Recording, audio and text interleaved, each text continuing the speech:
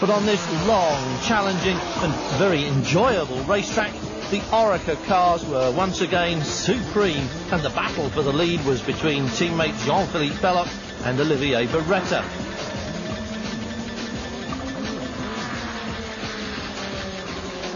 The number 2 car had the lead to begin with, but within a short space of time, Beretta swept into the lead ahead of number 2. Back down the field, Freisinger and Conrad were battling out the old rivalry over which of them was top Porsche, an honour they've shared throughout the season and which seemed to be settled here when Wolfgang Kaufmann picked up a puncture on lap 13. As the pit stops began, that left the Conrad car looking good, but then came unexpected retirement with a broken drive shaft. The number 1 Viper had been in the lead since lap 2, but that was about to change after the second round of stops. Towards the end of the second hour, a transmission problem had slowed the number 2 car, and that meant it used less fuel during the hour, and that meant its second pit stop was quicker than the number 1 car. And that also meant it didn't need a splash and dash at the end of the race like its teammate, and that gave the crew of the number 2 Viper their third victory of the season.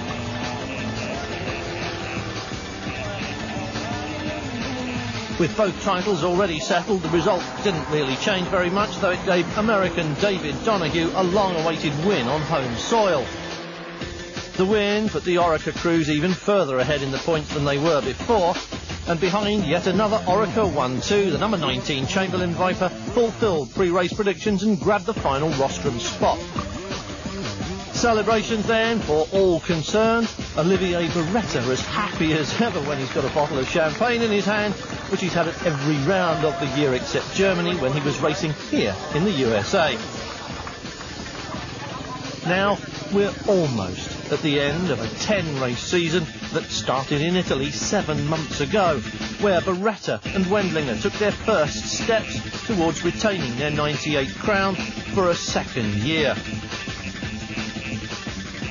4 more wins and 3 second places later, they arrive at the final round of the series as retiring champions, making their farewell appearance here at Zhuhai in the People's Republic of China.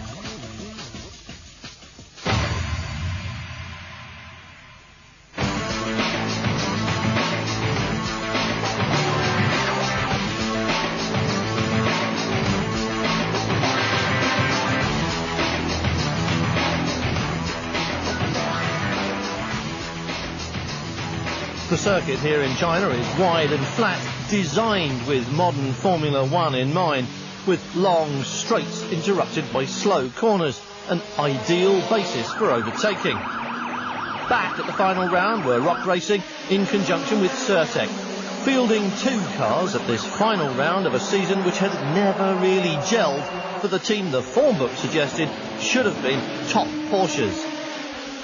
And things weren't so hot here either.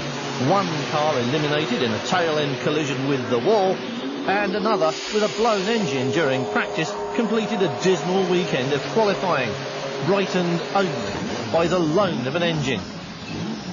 That arrived just in time to enable the number 3 car to get out on track in the last qualifying session and sneak onto the tail end of the grid for Sunday afternoon's race.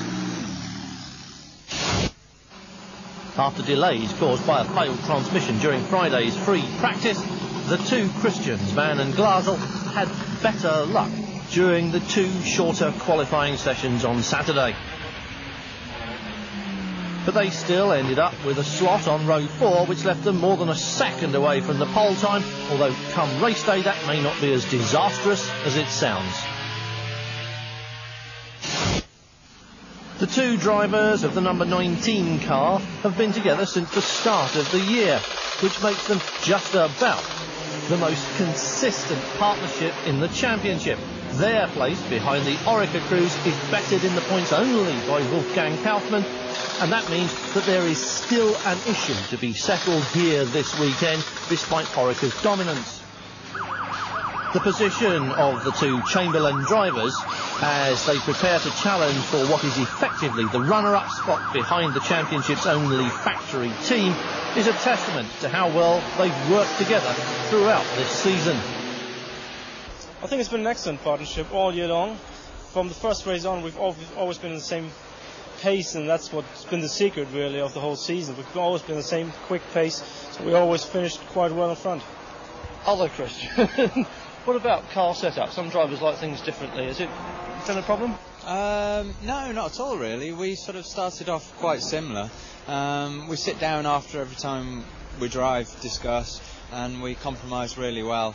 The team are really helpful with that too. We've got fantastic backup from them. The engineer's fantastic, and we were always able to work a really comfortable solution for both of us. Paul Belmondo arrives here equal on points with a handful of other drivers who are disputing not just best of the rest in the points, but also the Privateers Cup, and he may just have come to the wrong place. I think it suits better the Porsches for sure, with the very slow corners and just going on the power. But we'll see. In qualifying they can run with a bit more boost, and so they can get a better advantage, and I'm not sure they'll have it in the race, so I think it's going to be one of the tightest race of the year.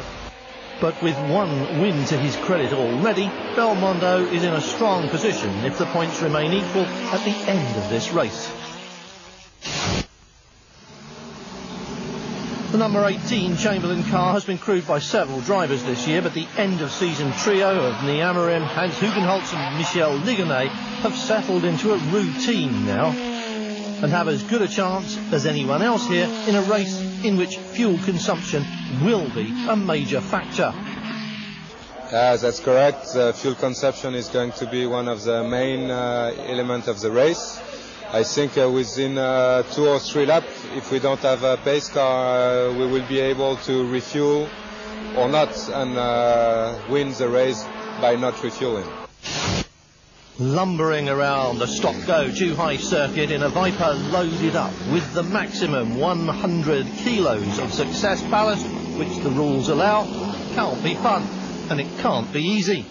But the crew of Orica's number 1 car managed to make it look easy wherever they go, and they were quickest of the big Yanks once again. As always, the team and the crew concentrated on getting set up for the race, which made their qualifying pace seem all the more incredible. Best of the Vipers by 2/10 from their teammates and half a second better than anyone else outside the Orica camp. Their only question marks for the 3-hour outing on Sunday afternoon were fuel consumption, fairly obviously, and perhaps more worryingly, brake pad wear as well. Now we have 100 kilo penalty for the rules, and this track is not so fast and there is a lot of braking points, so slow down and the reacceleration is quite a bit difficult for us. But I'm very confident because yesterday we didn't work for the pole, we worked only for the race because of the handicap. So I think we will have, I hope, a good race. Now sharing the second Orica car with Jean-Philippe Belloc, Vincent Voss was hoping that a win here could boost him right up the points table. That might mean him finishing perhaps even as high as 5th place, but the Viper was well off the qualifying pace. Well, it feels quite good because everything went to plan. It's just that we don't have pole position, but we have worked a lot for the race, and I think we have done quite a good job.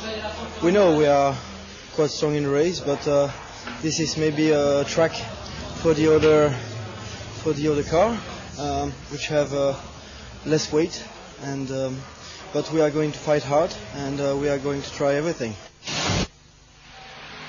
With Sascha Maassen at the wheel and driving as well as he ever has, the Conrad Porsche held the overnight pole and looked set to start from the number 1 spot throughout almost all of the second qualifying session.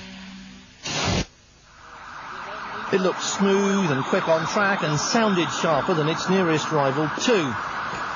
But in the end, the number 6 car was knocked off the top spot within the last few laps of the second session, but still had that front row slot. I don't know why. I cannot tell you why, but that's the feeling. We had a good race, the last race here 2 years ago, and we was good prepared. The car was good. Sasha did a great job, and we have not so much luck. He had a little bit small things happen in this fast lap in the second qualifying, and that was the 3/10. So we're happy with this. Our car is perfect for the race, and that's important. So we will check everything perfect. And it's a great thing here in the last race, the 2 Porsches in front, so it will be a fantastic race.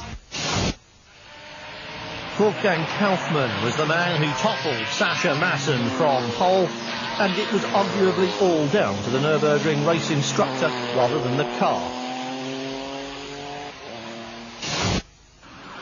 The Freisinger machine never looked or sounded the equal of the Conrad car, but Kaufmann dug deep, and perhaps the mechanics turned up the screw just a little as soft Dunlops were fitted for the final attempt.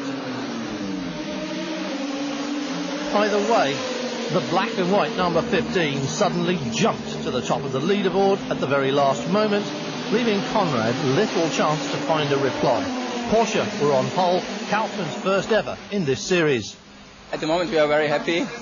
And first of all, thank you very much for the team, because they did a great job, and we had a long season, and they have really, really hard work. Also, thank you very much for Manfred Freisinger and Bob Bolek, so it's a really good thing. Freisinger celebrated pole and a possible first win over the Vipers, but race day strategy would still be dictated by fuel consumption. There was a lot of planning still to do before the start at midday on Sunday.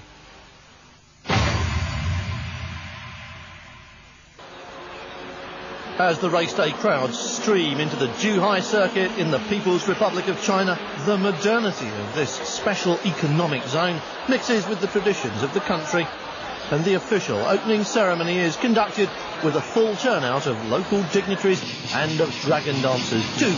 Their presence here intended to ward off bad luck and make the race safe for all involved. But they couldn't ward off a change in the weather, and the balmy humidity of the South China Sea was swept away by a stream of cold air that flapped the flags and lowered the temperature by several degrees.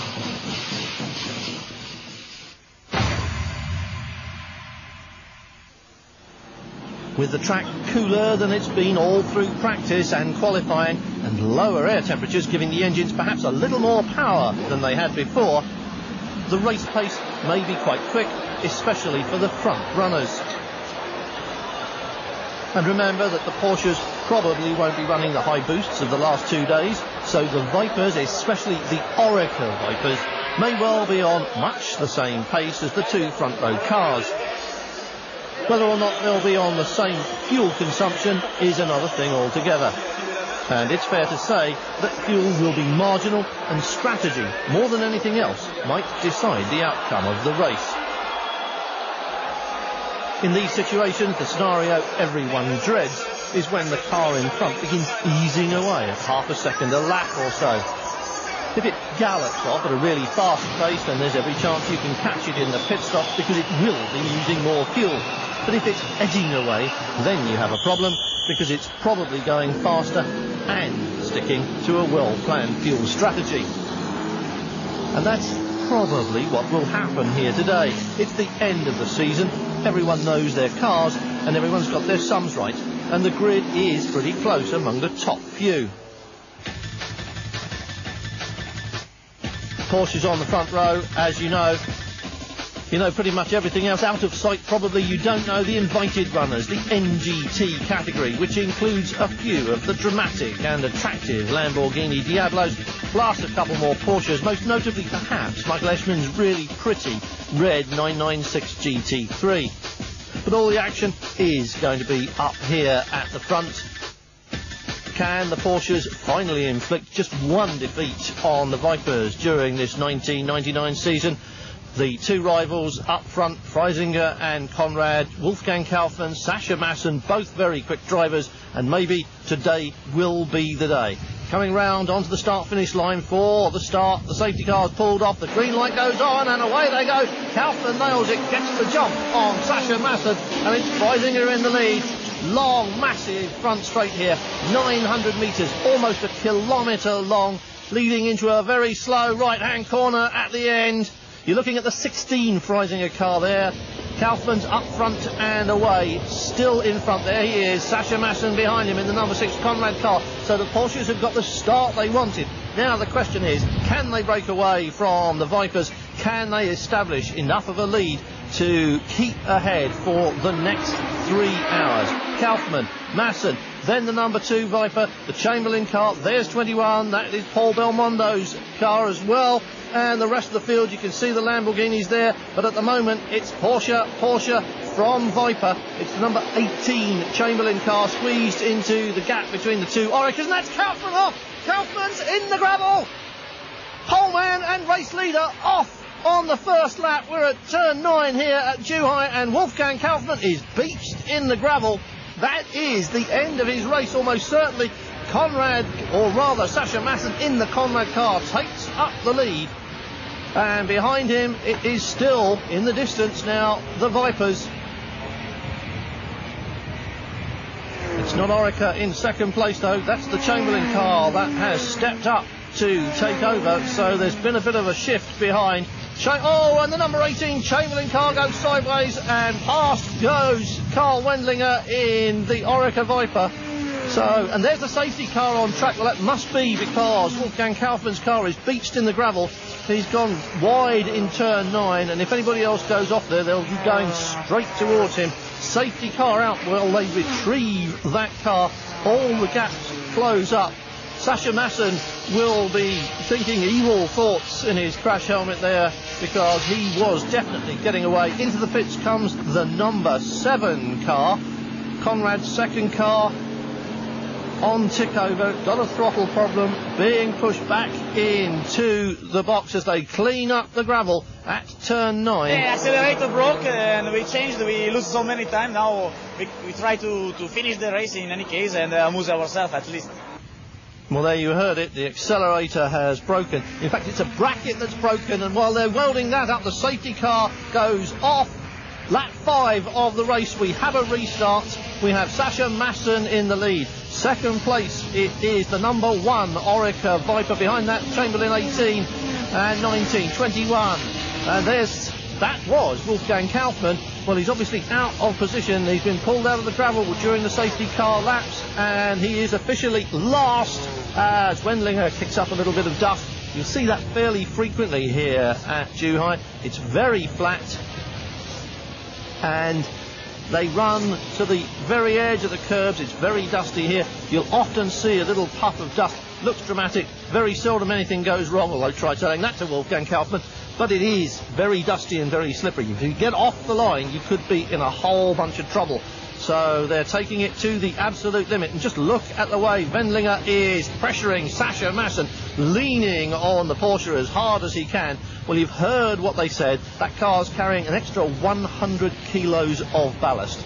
The minimum weight for the series, 1,100 kilos, so that's at least 1,200 kilos. And it really does mean he can't get on the gas as soon as he would like. He's got to brake sooner than the Porsche. He's got to work much harder to stay with it, but he is indeed staying with it. Sascha Maassen leads it.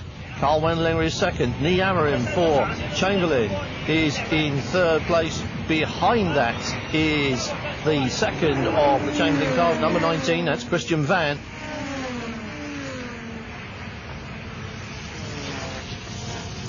And behind that, the number 21, Belmondo. It's been driven by Dominic Dupuy for this opening hour.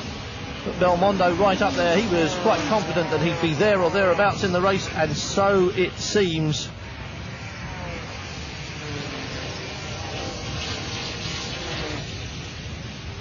Well, can Sascha Maassen ease away from Karl Wendlinger? That's the job he has to take on now. He's been very quick in a Porsche all through this season, seen him most often with Rock Racing, but now partnering Franz Conrad really has made this car come alive. State of the art for the Porsches here, sequential gearbox, the whole thing, and Sascha Maassen really making good use of it.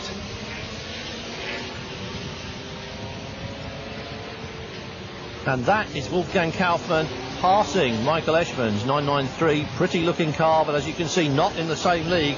But he was last, but he's on his way past Paul Halverscheid as he works his way back up through the field. He's got an awful lot of work to do, and Freisinger's dream of winning a race to end the year and beating the Orica Vipers seems to have been thwarted on lap 2, but never mind, he's moving through the field as we look at race leader Sascha Maassen, followed by Carl Wendlinger, followed then by Nee Amorim in the number 18 Chamberlain Viper. Back out onto the start-finish straight. That's the really important corner here at Zhuhai. You need all your power because this straight is a motorway. It's huge, it's wide, it's long, and it leads down to the braking zone here. Nice slow right-hander, and you don't want anybody breathing down your neck. You don't want them drafting you down there because they will try and outbrake you going into the corner. Gets all short, sharp and choppy round here, as you can see. Short straights, but then you turn left here and the circuit starts to run away from the pits, and you've got 2 more very long, fast straights. So there's every opportunity here for overtaking.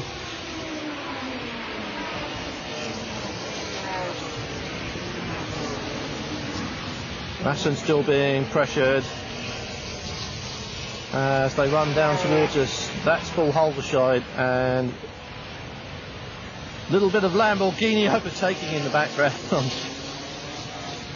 Making a race of it among themselves. They're going to finish a long way down on the GT2 cars, but there is a race going on throughout this field at every level. There's Maassen catching up the tail enders now, beginning to look up ahead to see those slower cars, and when they catch up with the traffic, that's when Carl Wendlinger might find this race start to get very interesting indeed. Maassen has got to find his way through. He's got to open the door. Wendlinger will just tack on the tail end. It's all going to be very easy for him. It depends how you come up upon the back markers. Sometimes it's very easy. Sometimes it just falls wrong for you, and the man behind suddenly has an advantage. Certainly Sascha Maassen now with a lot to think about, because he has to think about his own drive. He has to think about the man in front and how, where and when he's going to pass, and he's got to watch his mirrors. Through they go. Nice and easy for both of them, but look at Wendlinger just glued to the tail end of that green and blue Porsche. Went straight through there. They moved aside and let Maassen through, but Wendlinger is almost touching the tail end there. And that's going to be the story of the race from now on. They will always be in traffic, and there will always be this pressure on Sascha Maassen. All Carl Wendlinger's got to do is try and follow him. A little bit of inter-team rivalry there between Rino Mastronardi and Andrea Garbagnati from the Habatha cars. No team orders there, quite obviously. No orders here either for Sascha Maassen, except to try and make the break, and it's not happening as the race unfolds. The Venturi of Michel Leville, next obstacle for Sascha Maassen. Leville sees them, moves aside, and he didn't, I don't think, see that there was a Viper hidden behind the Porsche. Oh, look, here comes Wendlinger now, having a look. He was nice and close, got on the gas as hard as he could. He's running alongside Sascha Maassen, not close enough to do it at the bottom here, but pressure all the same, showing Sascha Maassen the front end of that Viper alongside him on the straight adds to his worries. He's got to think about his speed, his braking points, and now he's really got to start thinking about driving defensively. Carl Wendlinger obviously wants the lead, and it may well be that once he gets past, he can pull away at a greater race of knots. Maassen's got to think about all of that from now on.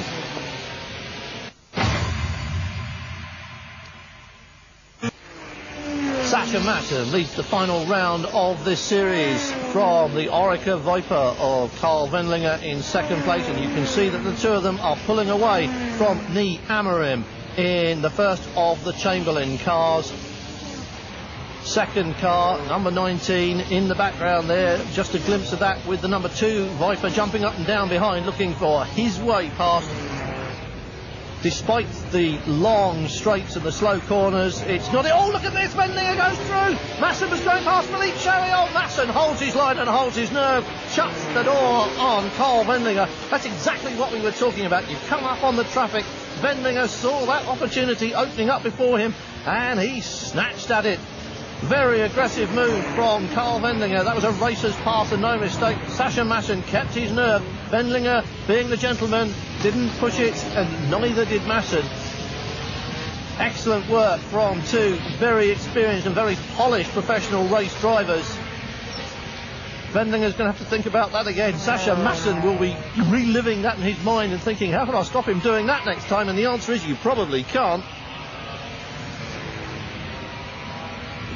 Maassen looking up ahead, looking down at the dashboard, looking either side. Which side is Wendlinger going to make the move on? He is going to make it, and Sascha Maassen's got to watch the mirrors. Look at the size of the wing on the back of the Porsche. The rules say that it can't extend beyond the bodywork when seen from above, but it's still a fairly big thing, and there's not a big view to the rear, even in the mirrors. Out onto the front straight, the Mega Speed Porsche. Local entry is the next car ahead for Maassen and Wendlinger. Maassen will be dreading it. Wendlinger will be looking forward to it. Has the driver seen them? Will the blue flags be waved? Wendlinger kicking up the dust, using all of the racetrack. That's not because he's trying so hard, it's just because that car is big and heavy, and he needs all the racetrack to stay on the pace of Sascha Maassen, who is now tucked right up behind and going past. Wendlinger's going with him as well. And Wendlinger is still dangerously close to Sascha Maassen. It's been pressure since the safety car went in at the end of lap 5.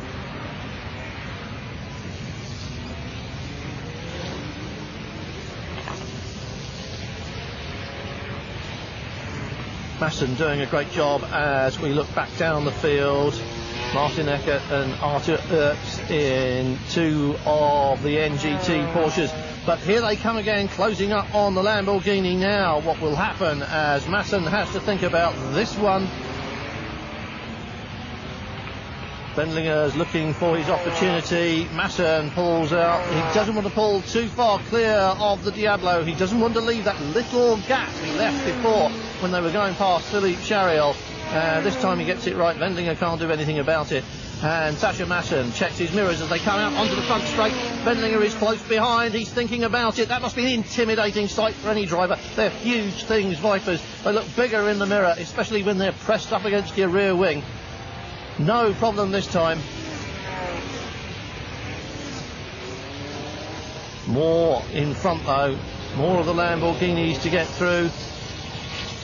Number 18 Chamberlain car still coming. Look back behind and you can see that Belloc has got past Christian Van in the number 19 car.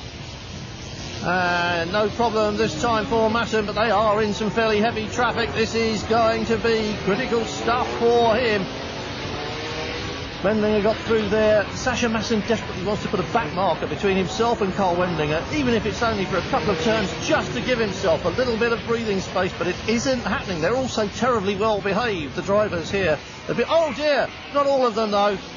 Frank Vieth, the front end of the number 62 Porsche has gone missing as Maassen continues to resist the pressure from Carl Wendlinger. And they continue to pick their way through the traffic.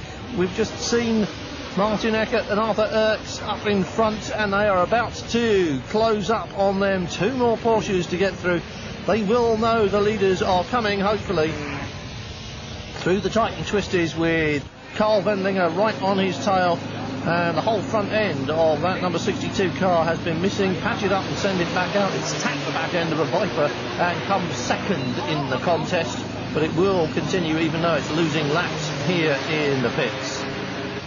And here is Maassen being pressured by Carl Wendlinger. Wendlinger's on the inside, he's through. He's got to be through, he's got his nose in front. Wendlinger does it.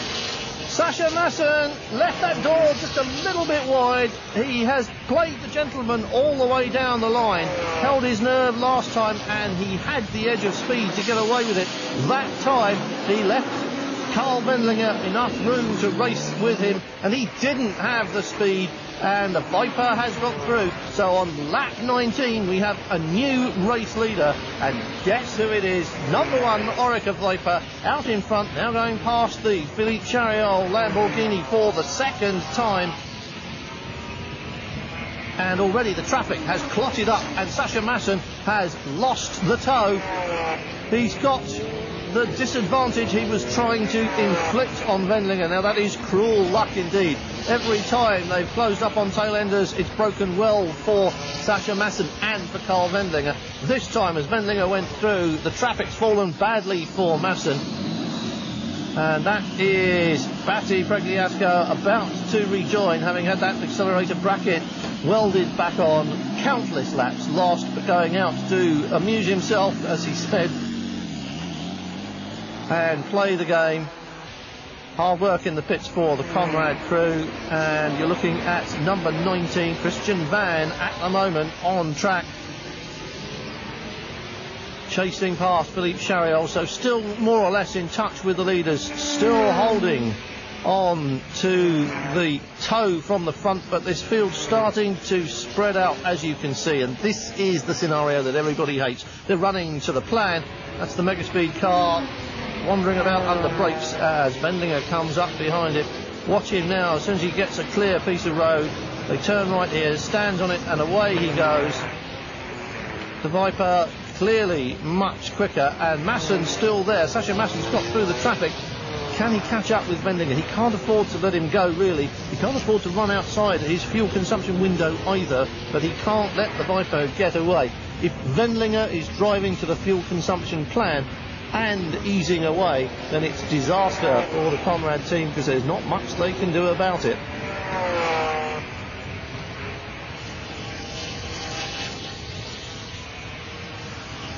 Still one car between them, Maassen pulling out now, but there is 3 or 4 seconds gap. What will happen now? Clear track as they come towards the end of another lap. There's the race leader on the front straight, Maassen behind him, and we are definitely looking at a growing lead. The number 8 Porsche in the pits. An early fuel stop. It's come in because there's a clutch problem as well. You can see the mechanics clustered round it. And they're definitely going to have to do something about that, checking the fluid levels in the clutch master. Oh, what's this all about? Albert Jürgen, trailing a cloud of smoke, has pulled off at the end of the front straight. Oh, and look at this, the Megaspeed car's on fire. There's a Lamborghini in there as well, Georges Cavan. And it could be a disaster. The driver out, Samson Chan, gets out of the Megaspeed Porsche. Black cloud at the end of the front straight. Flames everywhere, petrol pouring out. Safety car at least. Oh, look at the state of that. It's the end of the front straight. They've got a kilometre to think about it coming down here. The yellow flags are waving. Hardly necessary, because you can't miss that, can you? And the safety car indeed out on track. Lap 25, and it's out for its second appearance of the weekend in a race which has been packed with incident from very start to now. All going round very slowly. This is what caused it. The Lamborghini spun, the Megaspeed Porsche tapped it very hard from behind. The petrol feed, or the tank, has split. Flames everywhere. Both drivers safely out. There was another Porsche, Albert Jürgen, somewhere involved in that as well. We saw him trailing a cloud of smoke, but everybody safely away, and the safety car on track as the corner workers clear away the wreckage and prepare to get another green flag, which will give us our third start of the day, and Sascha Maassen a reasonable chance.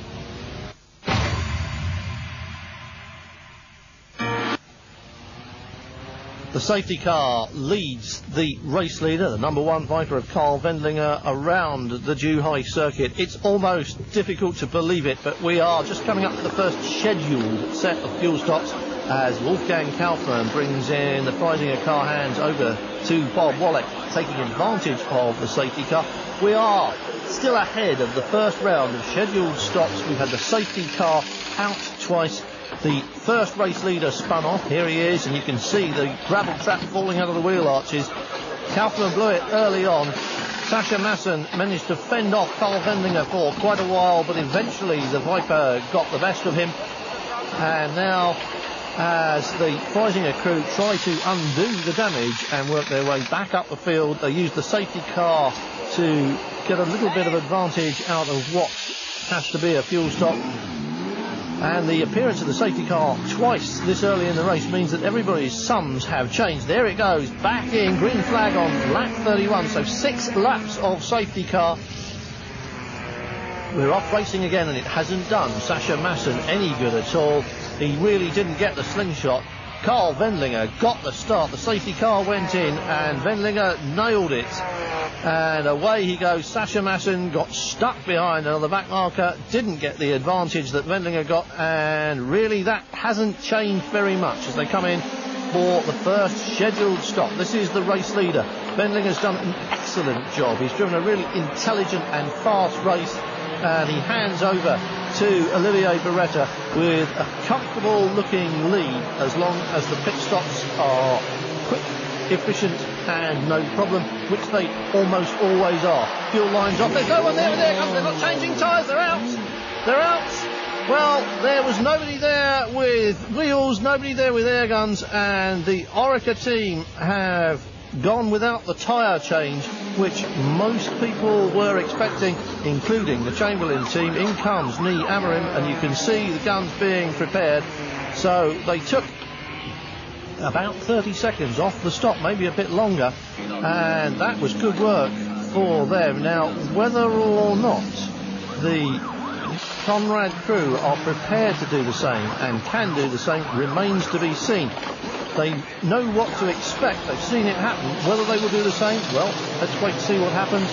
This is Chamberlain changing tyres as Olivier Beretta puts some miles on the clock for his first outing in the second stint in this race on tyres which have been already fairly well used by Carl Wendlinger. What will happen to Beretta? Can he maintain the pace? Can he maintain the lead? In comes Christian Van.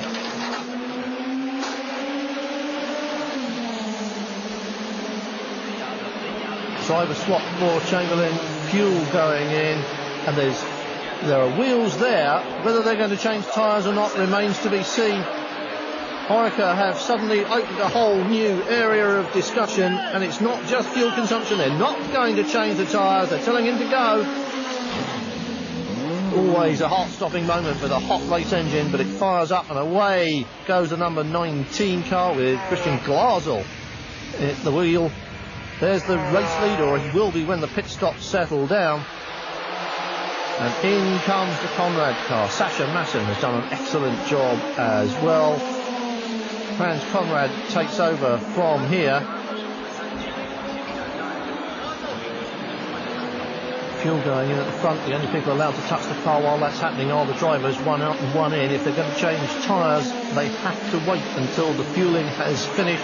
It's gravity fed, it can't be pumped in, and there is no way to rush fuel stop in this championship. No wheels. So Frans Conrad going out without fresh tyres. So everybody following the lead, which has been set up by Orica, and out goes Frans Conrad to see if he can catch up Olivier Beretta after Sascha Maassen did such a great job in the first hour. I had a good fight with the Viper, and my goal was to save the tyres, because we saved one tyre change now, which is good. We gained some time in the pits, and I think Frans can do a very good job, and I hope he stays second, but we will see. You can never tell what's happening in one of these 3-hour endurance races. Sascha Maassen looked like he was driving out of his skin to stay in front of Carl Wendlinger. Now says he was trying to save the tyres.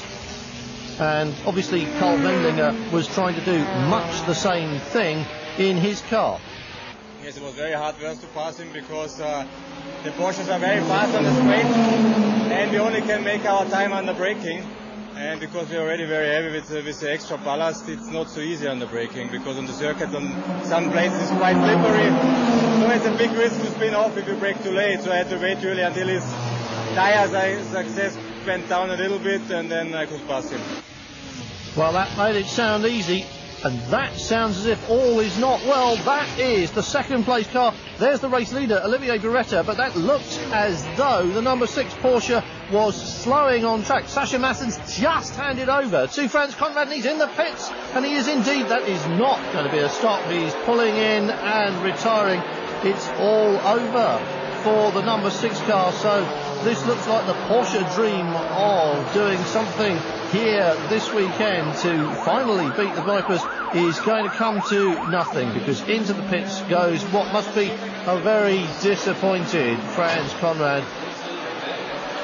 Well, the body language says everything. Sascha Massa and the team will already know what Franz Conrad has just relayed to the race control. You can say nothing, can you? That body language says everything. There's the race leader, now very comfortably ahead of second place. That's number 19. And then his teammate number 2 in third place. So it's Beretta who leads, Christian Glasl in second place, and then in third place the second of the Oreca cars. So it looks as though situation normal has been restored here at the final round in Zhuhai after such a promising 2 days of qualifying, such a promising and such a dramatic and eventful opening few laps.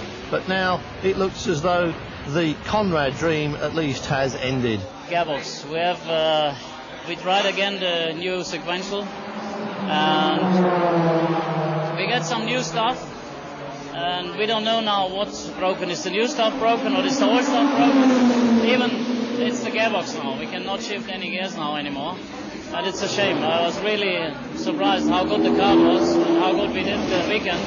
It's a shame for the team the way it's happened.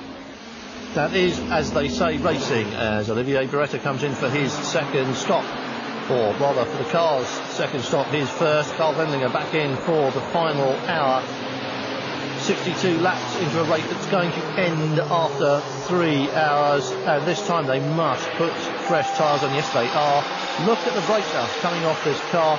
It weighs 100 kilos more than anything else out there, and you can see they've been working the brakes hard. What you probably can't see is that they always check inside the wheel arch when that front wheel comes off. They make sure that there's enough margin on the brake pads and they don't need to be changed in the race.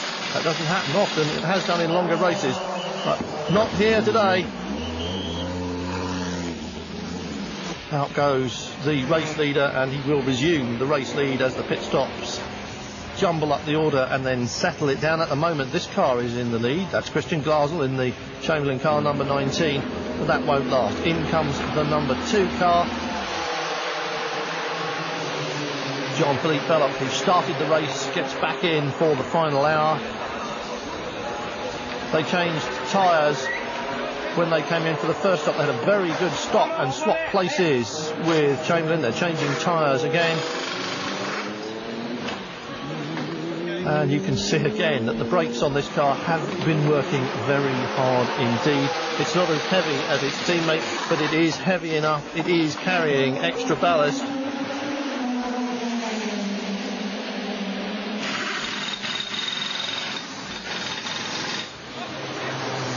Can't rush the fuel stop. Out comes the airline. Down goes the car. Fires up without any problem. Always no fuss, no bother at an Oreca pit stop. New race leader was number 18, but it looks as though that's about to change. Carl Wendlinger unlapping himself. Carl Wendlinger now out for the final hour, and that number 18 Viper has yet to stop. The number 19 car is out, so the Chamberlain pit is clear for another stop.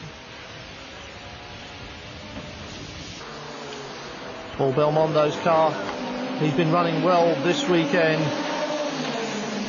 Belmondo has run the middle hour. Dominique Dupoy takes over for the final hour. He started the car as well. Up on the jacks for the tyre change.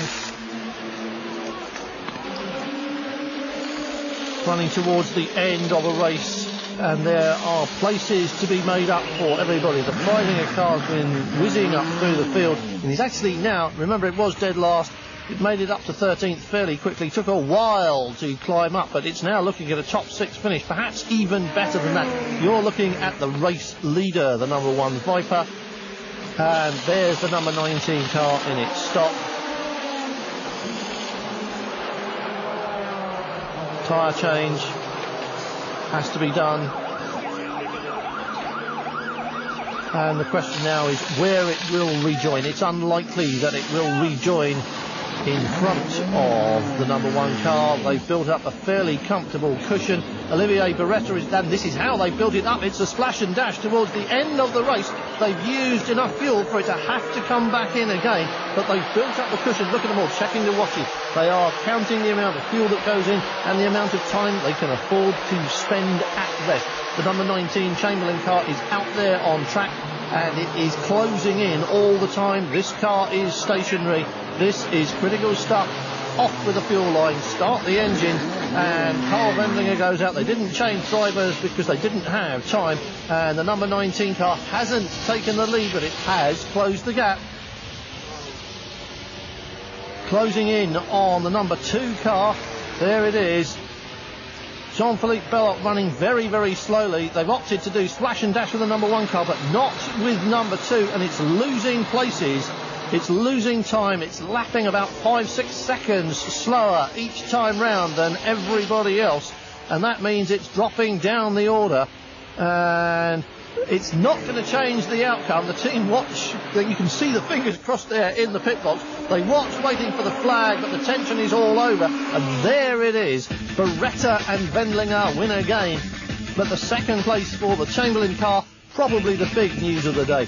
Bigger even than third place for Belmondo, who've ended the season with a flourish, including a win in Florida a month ago. But the real celebrating here has to be the crew of the number 19 Viper, Christians, Glasl and Van, who've given the team a solid second place in the Teams Championship, and they've wrapped up the Privateers Cup into the bargain. Final points at the end of the season show you that the Oreca crews have dominated the Drivers' Championship, especially Carl Wendlinger and Olivier Beretta, of course. Yeah, I'm very happy because today was no pressure at all, but we want to win this race because it was the last race and everything went very well. We have a little bit problem with the consumption, so we changed the strategy. We double stint with the tires. We never do that before, and the Michelin tires work very, very well. And I mean, we have a perfect weekend. A good end to the year for Chamberlain gave them second place on track and 2 titles to take home to England, so it's job well done all round. Yeah, good weekend. It was sad about the other car because that was going very well most of the time, but this car just ran faultlessly, and the guys did a hell of a good job, and the drivers didn't put a foot wrong, and the mechanics were fantastic. Really, the pits, they turned the car around quicker than anybody else in the pit lane. Fantastic. Not a bad end to the season for Paul Belmondo either, finishing the year with a 3-race flourish of podiums. Yeah, we're happy. I mean, finished the year with a podium. I mean, the last 3 races were very good. We did 1st, 5th and 3rd. I mean, it's a good result, and for me it's the second time I'm on the podium on that track, so I'm happy.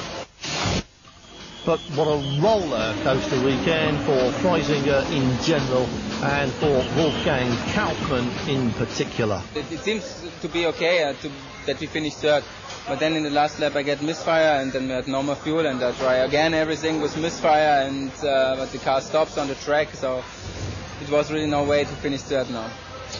That's racing. So Oreca bow out of the championship on the highest of highs. But the Vipers will be back next year facing fresh challenges, not just from Porsche and Lister, but from Ferrari and Lamborghini as well.